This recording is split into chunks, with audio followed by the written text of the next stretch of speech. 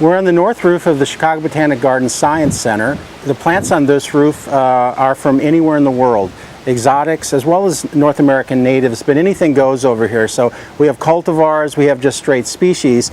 A great example of a non-native species that sort of correlates to what's on the native side is Coleria glauca, which is a species that stays much greener later in the season. So the foliage is very nice and blue-green at this point, and just the inflorescences have aged to a nice tan.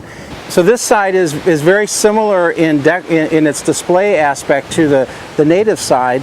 It's just that the far more plants on this side come awake early in the spring. So very early in the season we saw plants, we saw bulbs, we had a lot of tulips and narcissus up here.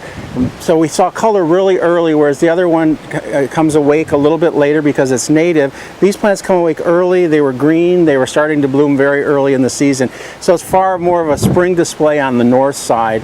But we do have a great mix of plants from all over the world and a lot of sedum. Sedums are the plants that are traditional green roof plants. Here we're using them in a little bit more of a non-traditional way. We're using them to actually give the feeling of depth and movement on the roof. The sedum strips change as you go from east to west based on leaf color, flower color, and foliar texture and plant height, so you get this feeling of movement as you move down the roof. So every day we're up here, we're just watching these plants to see how they grow, see if they're prosperous or if they're declining due to the conditions of the roof.